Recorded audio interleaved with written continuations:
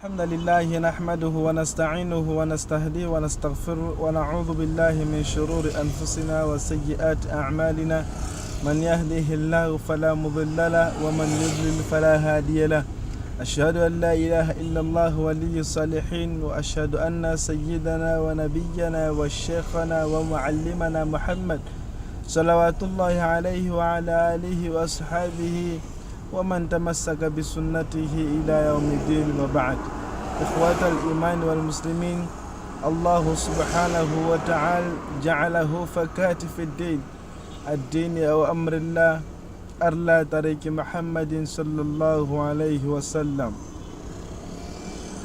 D'abord, je commence par remercier Allah, le maître de l'univers, lui qui a fait ce que nous sommes là, et tu sais pourquoi tu l'organises cette rencontre de tes faveurs. Que la paix et la bénédiction d'Allah soit sur notre vénéré prophète Mohammed, sur sa famille, sur ses compagnons, et surtout prophète véritablement envoyé par Dieu dans le but de tirer l'humanité ténèbres spirituelles vers la lumière parfaite. Mes chers frères et sœurs, musulmans et non musulmans, nous savons bien que les musulmans et les chrétiens ont plusieurs points de concordance doctrinale.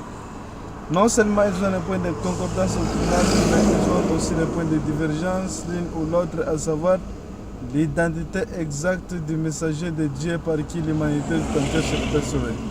Et cette question a lamentablement divisé non seulement les musulmans et les chrétiens, mais aussi les musulmans et les juifs et les chrétiens, et ainsi de suite. ألا تعلم أن الله لم ينادي على الحبيب مصطفى محمد باسمه المجرد.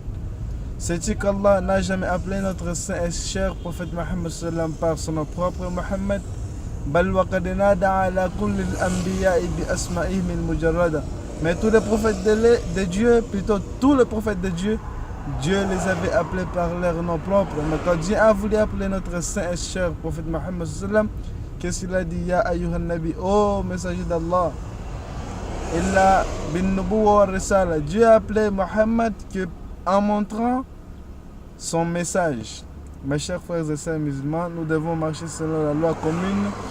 Nous devons accepter la loi de la nature pour avoir la vie éternelle. Parce que Bernard Shaw nous dit le meilleur point de départ pour connaître quelqu'un est celle qui consiste à l'interroger pour savoir ce qu'il dit de lui-même au lieu de ce que les gens disaient. C'est-à-dire personne ne serait plus éloquent pour nous de partager sur ce sujet si ce n'est que Dieu, Jésus-Christ ou Mohammed, ainsi de suite. Et il y a tant de ces gens qui cherchent à savoir quelques passages bibliques ou coraniques affirmant que c'est Mohammed qui est l'ultime messager de Dieu par qui l'humanité tentait sur la terre sauvée. Nous avons des preuves, même les preuves de quelques philosophes. Nous avons aussi des preuves de ainsi de suite. Beaucoup de gens ont leurs preuves. Beaucoup de gens ont témoigné par rapport à notre cher prophète Mohammed sallam. Même le docteur William, il a dit dans son livre: j'ai cherché un modèle de vivre dans ce monde, je l'ai trouvé dans le prophète de l'Arabie appelé Mohammed. Cela nous montre, c'est un homme musulman, mais il témoigne en ce qui concerne l'islam. Il donne le message concernant l'islam. Mes chers frères et sœurs, l'islam est la seule et la véridique religion qui mène vers Dieu. Et Mohammed sallam est le saint prophète de Dieu par qui l'humanité tout entière se l'être sauvée, vouloir ou pas. Pas de choses à vous dire, pas beaucoup de choses à vous dire.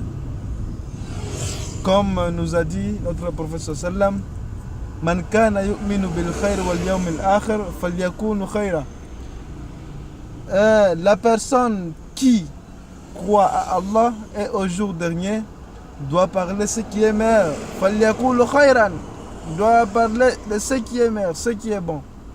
Aw yamsut. Si vous n'avez pas de choses à dire, il serait mieux de vous taire, car vous pouvez dire ce qui n'est pas à l'abri ou du recommandation de Dieu, et vous serez vraiment maltraité, vous serez maudit. Wassalamu alaikum wa rahmatullahi wa barakatuh.